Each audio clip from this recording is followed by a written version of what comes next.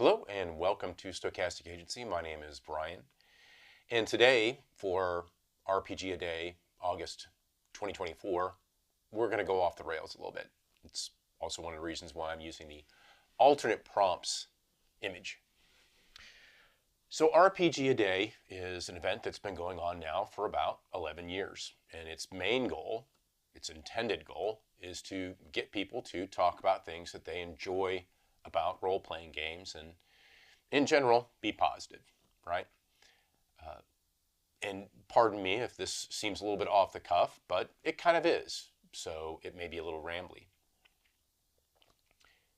It's very common these days for a lot of outrage to be going on.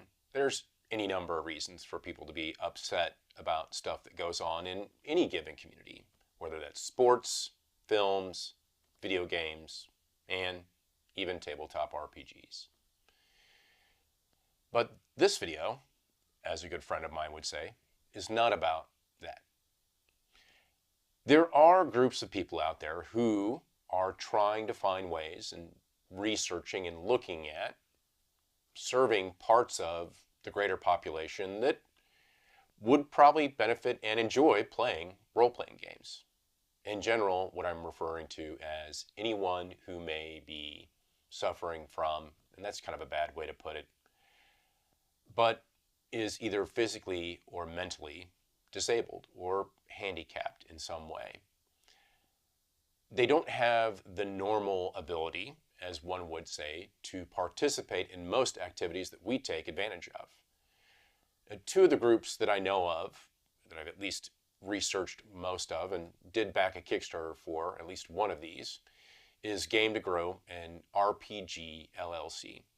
Both of these communities seek to find ways to bring people who, for the most part, fall under the cracks when it comes to game design and human interaction.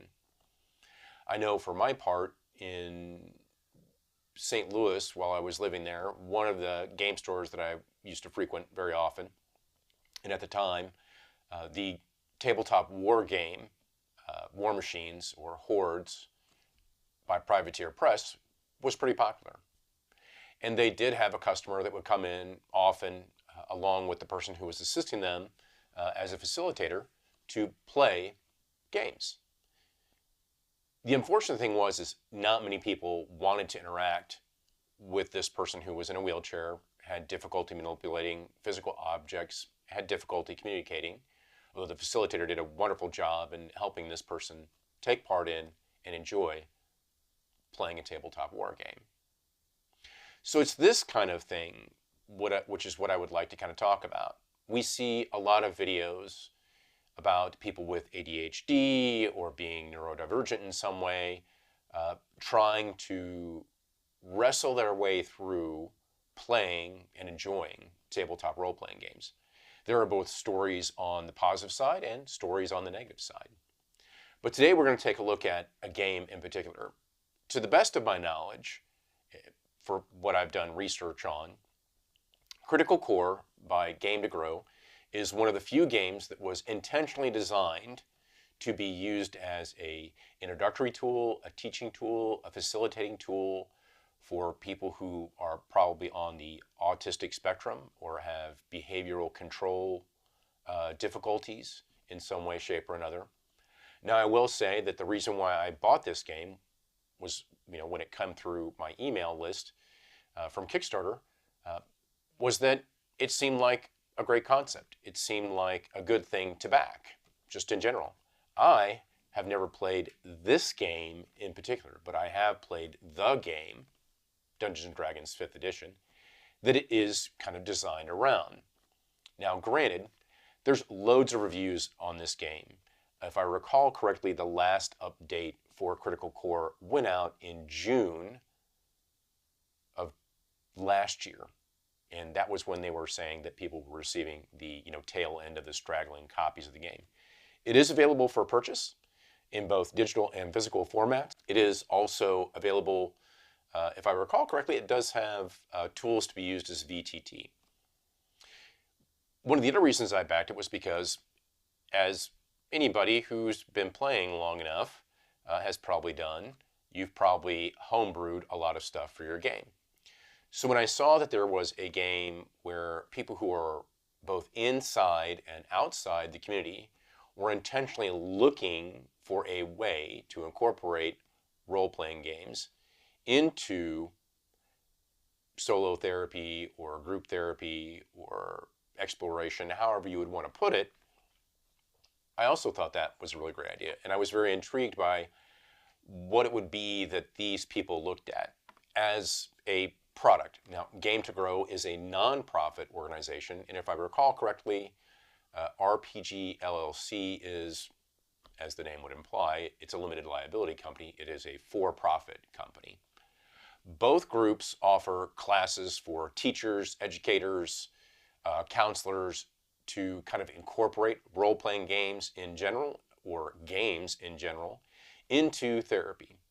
And as I think most of us could agree, play is not something that we get to do very often. And play itself can be very therapeutic. So without further ado, let's just take a look at my still intact copy of Critical Core. So here we have the box, Critical Core. As a product, again, you know, it's one of these where the box is full of stuff to play the game.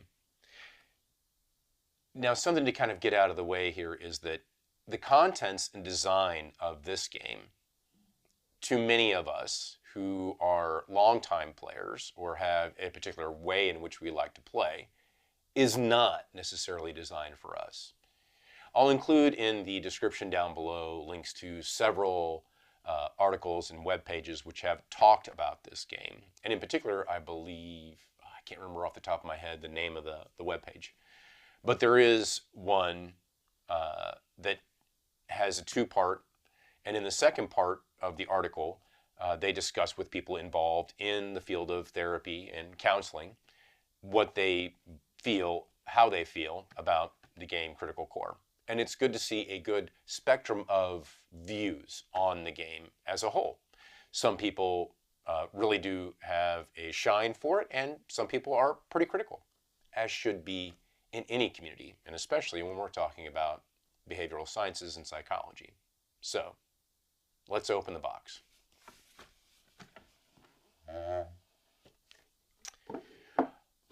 Now on top, what I've got right here are the 3 adventures. So, the Little Town of Tusk, the Festival of Birds, and the Age of Green. And you'll see that they are ranked by level, but that is not necessarily by the level of the character. The game incorporates tokens and a mat, like many 5th edition games do. It's a fold-up map. In general, the game comes complete, even down to having a nice world map. Nice fold-out, full, you know, plenty of space to play in, right? And of course, when I fold the map up, it doesn't go back together as normal. So here we've got the Critical Core game screen, and you will see it's a 4-panel, and it is very different. Here is the cheat sheet for the game cycle. This is all dry erase on the back, by the way. The combat cycle and running effective groups. The game does come with pre-made characters. So here we have a cleric, and you will see that these are pamphlet-style character sheets. So everything is pre-made so that you can jump in right away and play. Here's the inside, which contains all the information about both the character class, the levels, and the breakdown for combat actions and how things go about happening. You will notice that this is not like the character sheet we are typically used to seeing for a role-playing game, and with good reason. As I said before, this game is not designed for those of us who are accomplished players or have been playing for a very long time. We've got a druid, oh, I guess I should kind of say, dwarven cleric, dragonborn druid, a half-elf rogue, a halfling bard, a human fighter, an elf wizard, a half-orc barbarian, and a tiefling monk. This would have been the page that would normally have been on top. So as you can see, we've got the headings for who is this game for and why Critical Core. Critical Core is for anyone from ages 9 to 109. It follows a format familiar to many other role-playing games, but with special considerations. As players play Critical Core, they will be developing and enhancing core capacities, that are critical for building relationships and having meaningful social interactions. Critical Core enables this growth through a unique adventure module design and through the practice covered in the Facilitator's Guide. While the specific developmental capacities in Critical Core adventure modules are targeted to specific autism-related outcomes, they can be adapted and modified to meet the needs of any playing group. Now that's kind of a classic thing that we hear very often, right, in any role-playing game. While this game is designed specifically for, as it states, autistic-related outcomes, then it goes on to say that it can be adapted in any way. It's always good to have a core idea central to any given product.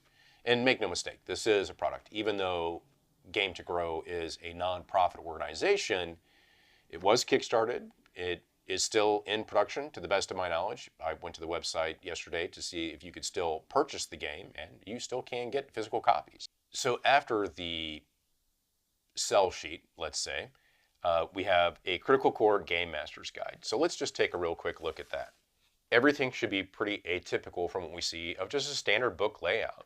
For the most part, it's all easy to read, very upfront, and very introductory. And I want to stress that, is that it is very introductory. Another aspect in which this game is kind of designed from is that it does not consider that its participants are experienced players. This is truly a let's get started to play role-playing kind of approach. So we have an overview of the map. Again, a nice breakdown of the Critical Core gameplay cycle.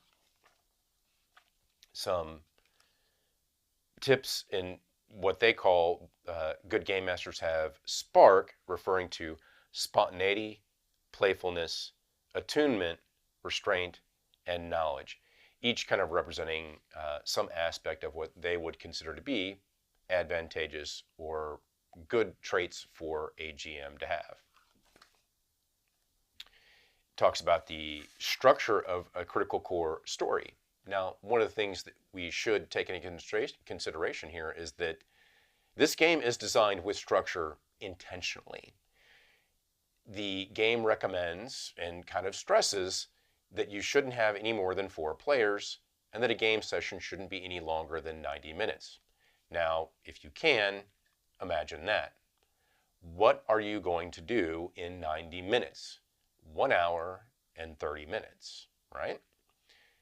We often think about how we play as being anywhere from an hour to 6 hours, or when we didn't have any real responsibilities, the weekend bender.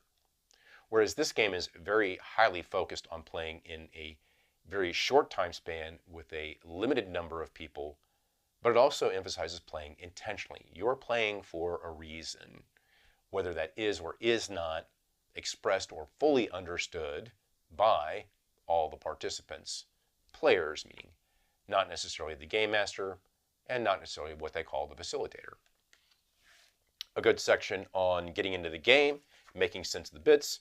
Here's where it goes through and talks about the pre-generated characters, overcoming challenges and level up, encounter types and elements of Critical Core, exploration, combat, and role play, not unlike the pillars of play that we see in most games. Here we're going in and talking about dice, stats, and actions, and exploring the world. And everything is kind of laid out in a very simple, easy to understand, nice, wide, 2-column format. Everything is in color, color-coded for examples, color-coded for sections on what they're calling here a review and a coffee break. You know, smashing, bashing, and crashing, the joy of combat. Going through and talking about the combat part of playing in Critical Role, breaking down very easily.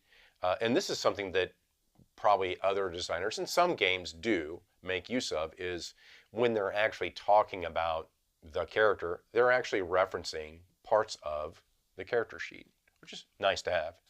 It is, for the most part, nothing unfamiliar to any of us. Although, as I've said, many of us would look at the design of this as a game as being somewhere just slightly more complex than what's considered an OSR game, but much less complex than 5th edition as it's seen in its even now current state.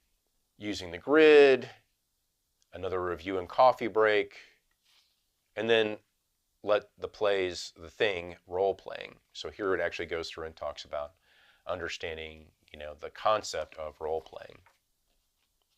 Money and equipment, the DOTS system. And this is kind of where it gets into a little bit of the structure about how the adventures are set up. It's not something that we would normally typically do ourselves. Most of us are probably adapting to play rapidly, as the saying goes, no plan outlasts the players, right? As first contact is how it goes. But there is, again, because of the design considerations behind this game, there are certain systems put in place to kind of help them stay on track. So as we go through, actually talks about how, remember this is the GM's book, goes through and talks about how the module is actually laid out. And we'll take a look at that in just a minute because there's something else we're going to take a look at. And then there's a little section closing here. A little appendix on magic items. Not very much, but there's enough there to get going.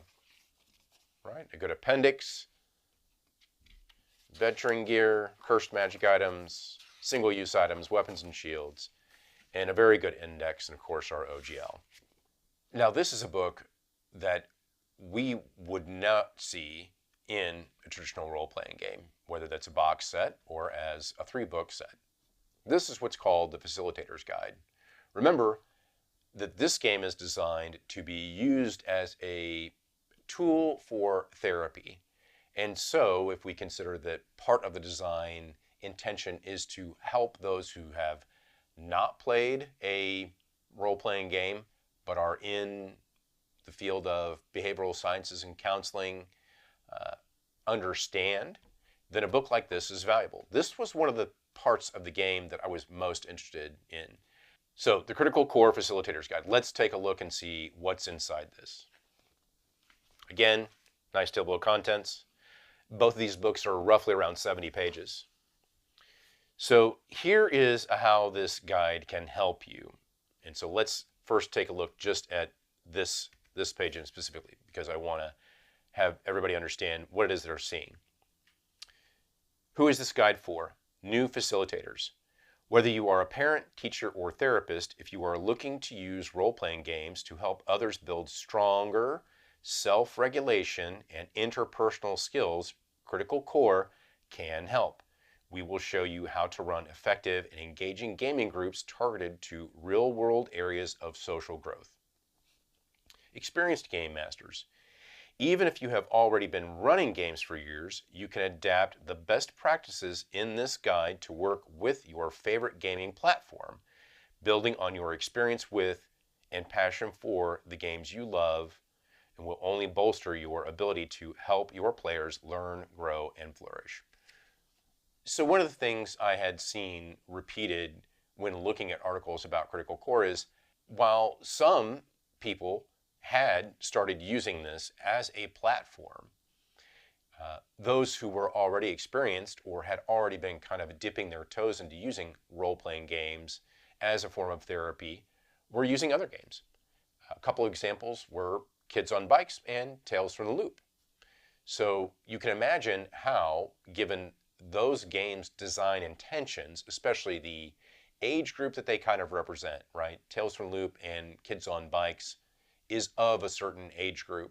And we as adults, well, those of us who grew up with the Goonies, or for the more modern age, those of us who have watched Stranger Things, can kind of get an understanding for what those types of games might be like. How this guide can help you. Whether you are just getting started or are an experienced game master, this guide will help you improve your game and provide you with the tools necessary to maximize the outcome from your intentional gaming groups. Now, that's something I would like to highlight there. There's a lot of reference to this intentional, and all of us have an intention for play. We all have a style that we appreciate. We all approach gaming in a particular way.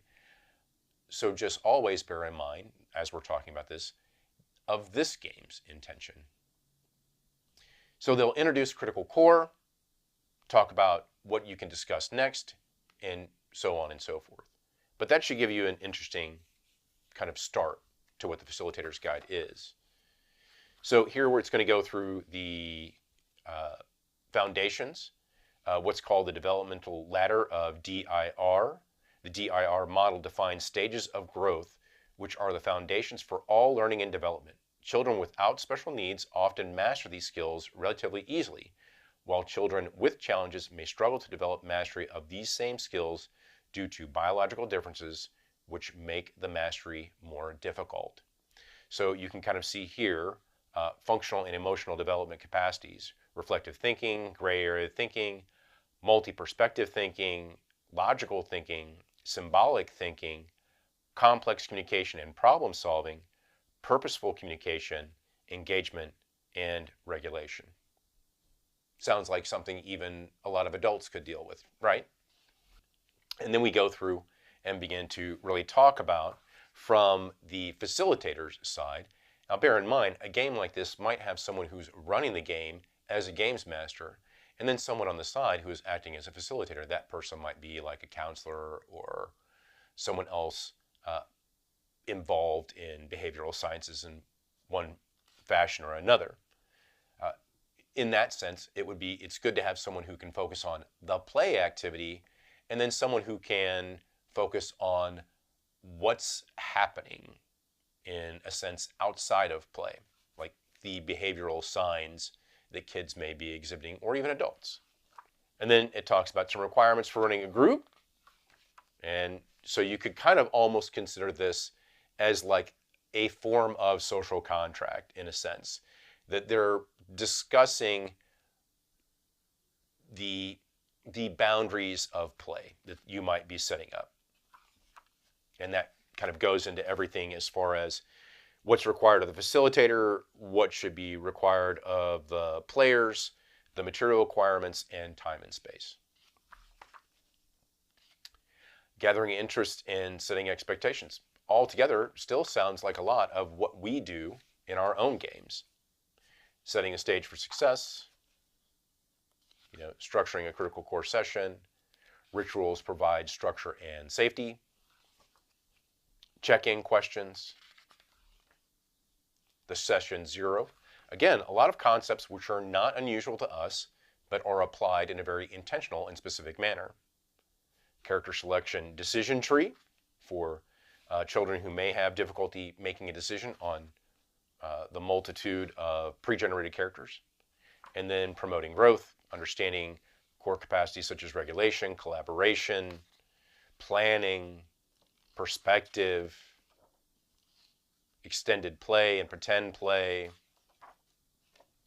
resolving issues. Remember, we're all dealing in this situation, we're dealing with people and kids who may have difficulty regulating their own personal behavior, and issues may arise.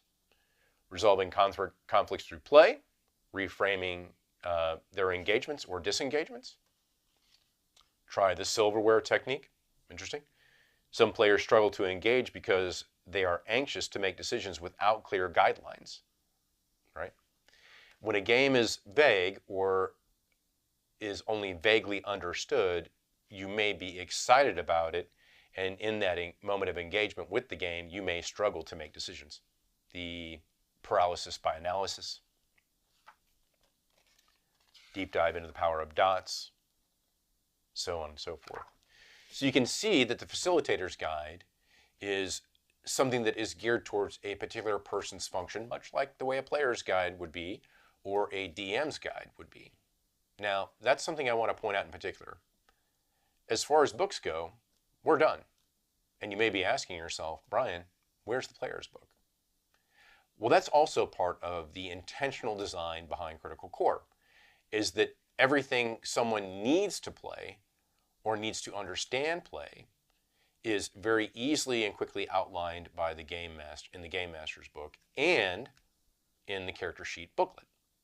There really is truly no need for, in this situation, with this game design, an actual player's handbook. So let's take a look at the adventures. So first we have the Little Town of Tusk, a level 1 adventure module for the Critical Core game system. This is the list of the Patreons, the list of the backers.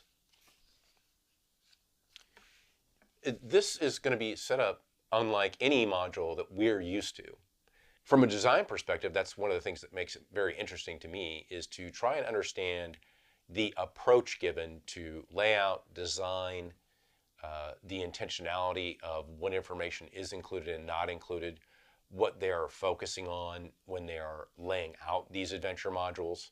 And so we can see it's going to start with the Critical Core capacities. This is what we're here to do. And play a game. A plot summary, not something necessarily unusual for any role-playing game. A nice map of the region. A nice, easy dungeon map with everything marked on it. And you'll see here an encounter outline. Each encounter in this adventure module has been annotated with icons that represent its tone, encounter type, and primary opportunity for developmental growth. Remember the design intentions here. So here's the legend right next to it, and here are the encounters listed alongside their developmental growth opportunities. A classic adventure setup. Here we go through and we see what looks to be a soup tavern. Notes for the Game Master: stretching time, compressing time, making it easier, making it harder. This is something that a lot more introductory modules or adventure designs could take note of. Is these are a lot of times subjects that we talk about in the gaming community: the elasticity of time, rounds, turns, scenes, right? Do you keep track with a calendar? Making it easier and making it harder, a subject which comes up all the time in our community. And this goes out into each one of these events. A figure in black armor, a friend in need, another nice little map here. And in each of the sections, the outlined part is also given here to remind the Game Master and facilitator what it is we're keeping in the back of our head while we're playing the game. You can see that the layout and design follows the exact same pattern. It has two essential layouts. One, the column layout on the side, right? We see it here and here. And then we have the lower third layout here. But always it follows the same repetitious, same intentional layout to make the information easy and quick to get to. Once you see and recognize the layout and the symbols used to denote certain things on the modules, on the pages, then it makes it easy to get to. And it continues on. Nice full color spread there, and we're getting towards the back end, and then what they would call hand it over. Some players may not want to hand over the Serum of Life. It is important that this doesn't become a sticking point. When the player states that they don't want to hand it over or have their character hand over a fake one, let it be part of the plot instead. Here's a possible guideline that may help you. Remember that we're playing intentionally with a particular group of kids or group of adults. And even though it is designed for them, this is the same kind of stuff that we come up with in our own games as experienced players and game runners, right? This is not unusual. But the game intention, the game's design, is geared towards being usable by both those who have and have not had experience playing role-playing games, or have, for the lack of a better way of saying it, never even heard of them. Now, all three modules follow the same format, the same kind of layout. They just get a little bit more complex. They build on each other. They are working towards the specific design intention behind the game overall. So with that said, let's take a look at some of the other components that come in the box. And you will notice that they are just your standard sets. But they are 4 complete sets for 4 players, right? Always good to have everything you need, minus the pencil, of course. So here we have Seedlings, The Age of Green .3, Bilno. So these are cards that can be used as visual aids. The art is nicely done and almost somewhat looks familiar. Anybody want to care to take a guess at who one of these artists may have been? So nice visual aid for players who may have trouble imagining something when it's just verbally described to you. Here we have cards used as a good example of a play aid. These are broken down by their classes. The Barbarians card, the Druids card, the Monks cards, the Rogues cards, the Wizard, and the Fighter. You can also see that the cards in the upper part are also broken down in a set of stages. Second Wind, Archery, Actions. And then on the back, it just gives a nice basic definition of what that is. So on and so forth. This is one of the reasons why I kind of, for one of the previous days when we were talking about an accessory that we would like to see, I said that cards are a good idea. When designed well, and granted, even I have a little bit of a complaint about these cards in particular, and let's just be a little critical for a moment. For someone like me who has to wear reading glasses now, if I take these off, there's still plenty of space on these cards on the front to make the font bigger. For me, it's probably one of my most common complaints. When you look at a card and you see that the font is very small, and yet there still seems to be a lot of room on the card for readability reasons. Even the symbols could be larger.